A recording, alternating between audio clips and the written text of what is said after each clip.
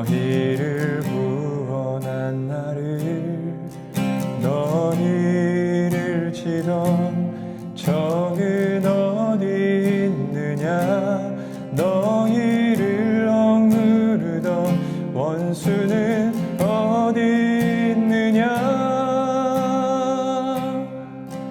보라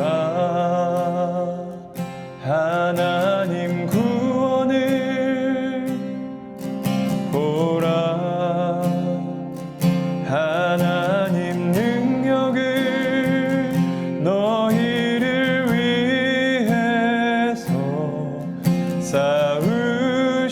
쌓으시는 주의 손을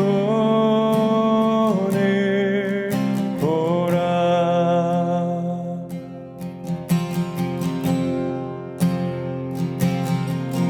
보라 너희는 두려워 말고 보라 너희를 인도한 나를 보라 너희는 지치지 말고 보라 너희를 구원한 나를 너희를 치던 적은 어디 있느냐 너희를 억누르던 원수는 어디 있느냐 보라 하나님 구원을 보라 하나님 능력을 너희를 위해서 쌓으시는 주의 손을 보라 보라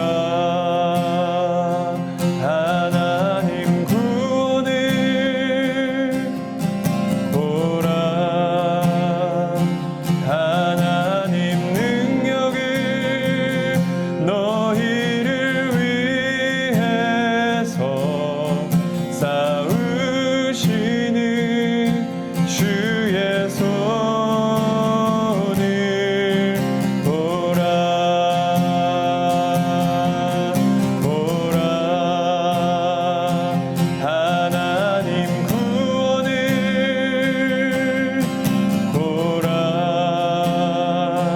하나님 능력을 너희를 위해서 쌓으시는 주의 손을 보라 보라 하나님 구원을 보라 하나님 능력을 너희를 위해서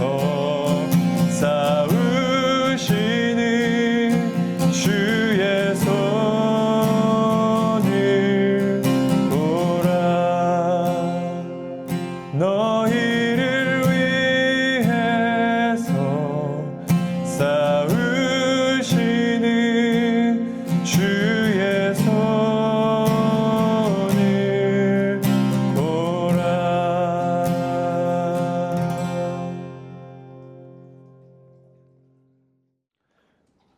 네, 오늘 하나님께서 저희들에게 주신 말씀은 에스겔 36장 16절부터 31절까지의 말씀입니다. 에스겔 36장 16절부터 31절까지의 말씀입니다. 여호와의 말씀이 내게 임해 말씀하셨다. 사람아, 이스라엘 족속이 그들의 땅에서 살고 있을 때 그들은 그들의 행동과 행위로 그 땅을 더럽혔다. 그들의 행동은 내게는 월경하는 정결하지 못한 여자와 같았다.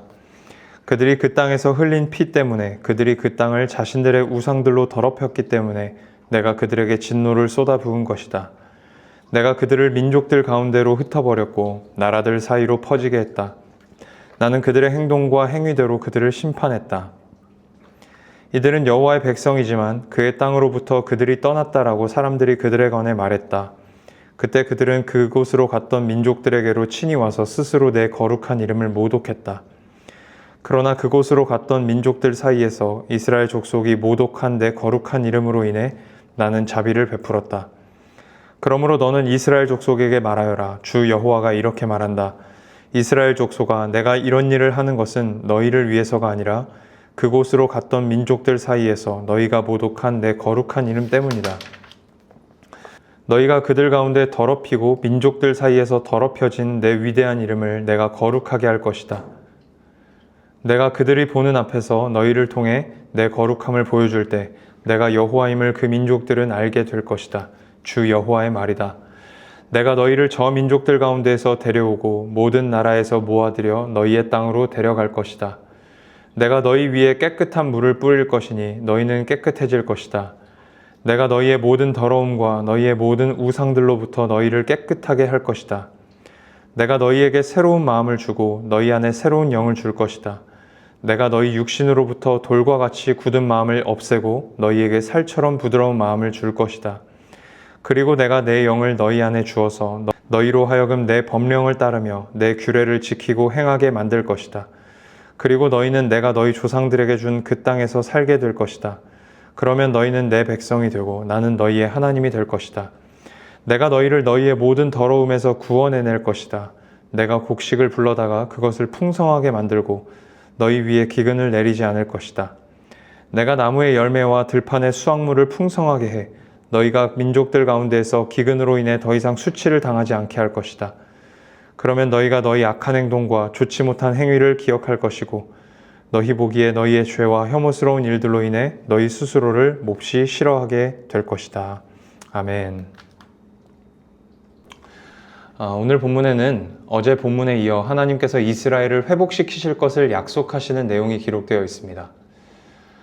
먼저 16절부터 19절까지는 하나님께서 이스라엘을 왜 심판하셨는지에 대한 내용이 기록되어 있습니다. 이스라엘이 이방 나라에 의해 망하게 되고 그 백성들이 여러 나라로 흩어지게 된 것은 하나님께서 그들의 행위대로 심판하신 결과라고 말씀하십니다. 그런데 이 일로 인해서 하나님의 이름이 세상 가운데에서 모독을 받았다고 말씀하십니다. 20절에 이렇게 기록되어 있습니다. 이들은 여호와의 백성이지만 그의 땅으로부터 그들이 떠났다라고 사람들이 그들에 관해 말했다. 이게 무슨 말일까요?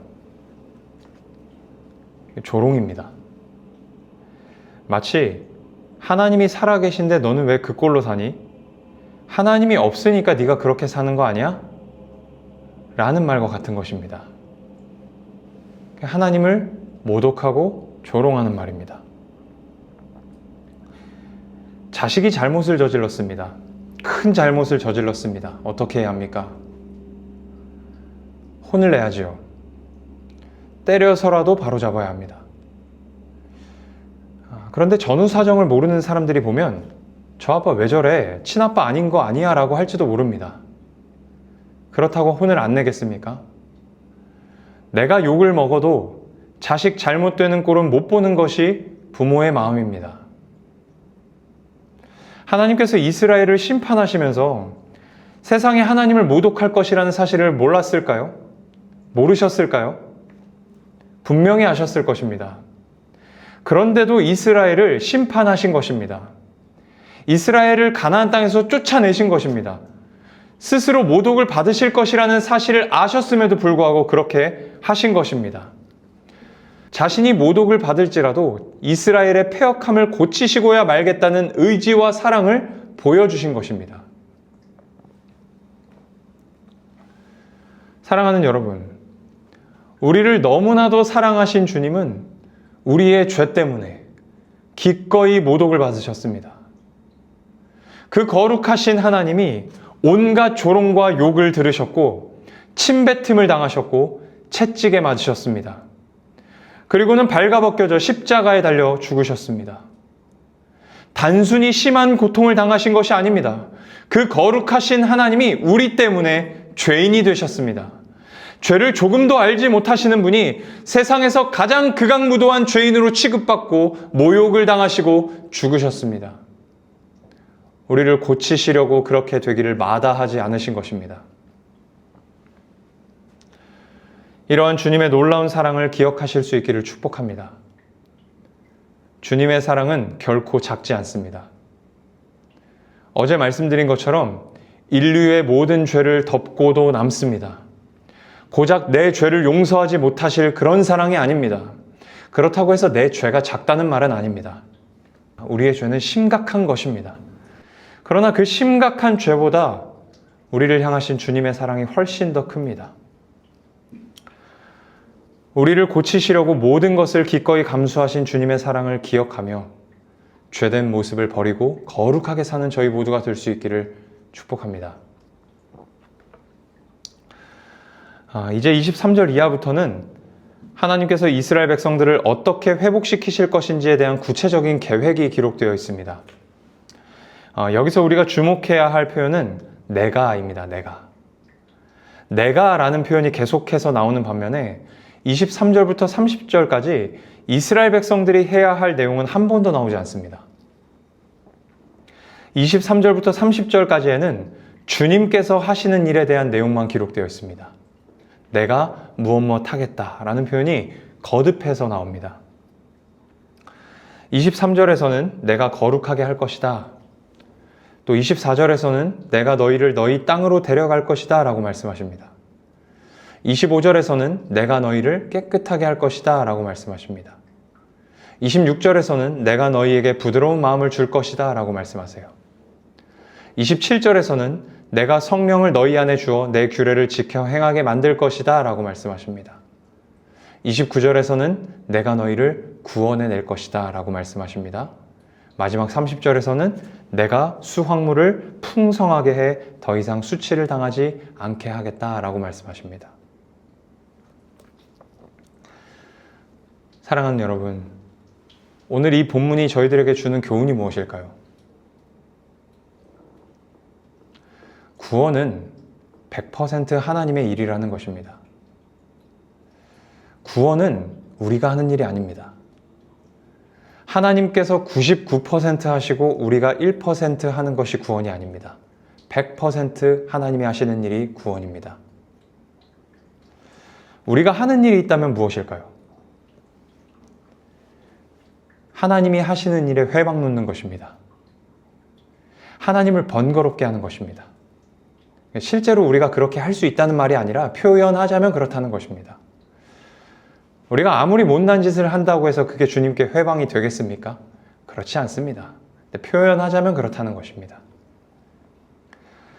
인간은 결코 구원에 무언가를 보탤 수 없는 존재이며 아무것도 보태고 있지 않습니다. 구원은 100% 하나님이 하시는 일입니다. 그런데 우리는 종종 내가 하는 짓이 구원의 치명적인 결함을 만들어낸다고 생각합니다. 하나님의 구원 계획에 차질을 일으킨다고 생각합니다. 착각입니다. 우리는 그렇게 대단한 존재가 아닙니다.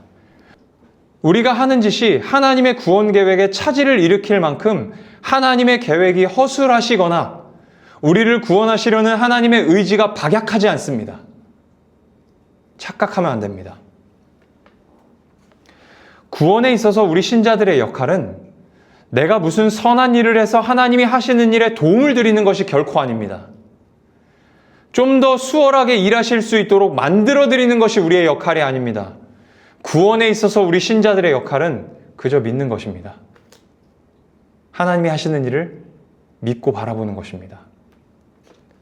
나는 끊임없이 하나님을 번거롭게 하고 하시는 일에 회방을 놓지만 하나님께서 이 모든 것을 극복하셔서 반드시 구원을 이루실 것이라는 믿음으로 지켜보는 것입니다. 그게 우리 신자들이 할 일입니다. 사랑하는 여러분, 죄를 지으셨습니까? 하나님 앞에서 못난 짓을 했습니까? 예수 그리스도를 믿는 믿음 안에서 진실로 회개하십시오. 방향을 바꾸십시오. 그리고 이렇게 죄 많은 나를 하나님께서 어떻게 고쳐가실지를 기대하십시오. 그게 우리가 할 일입니다. 그게 신자의 역할입니다. 기도하겠습니다.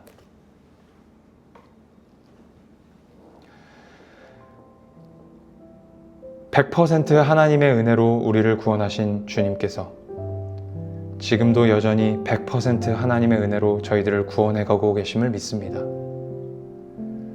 지금 비록 내 모습이 형편없을지라도 주님께서 이 형편없는 모습을 어떻게 고치실지, 어떻게 고치셔서 하나님 나라에 들어가게 하실지를 기대하며 오늘을 살게 하여 주시옵소서. 하나님이 하시는 일에 우리가 방해가 될 수 없습니다. 우리의 잘못이 결코 방해가 될 수 없습니다.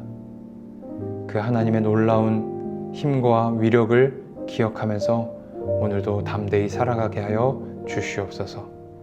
감사를 드립니다. 살아계신 예수 그리스도의 이름으로 기도하였습니다. 아멘.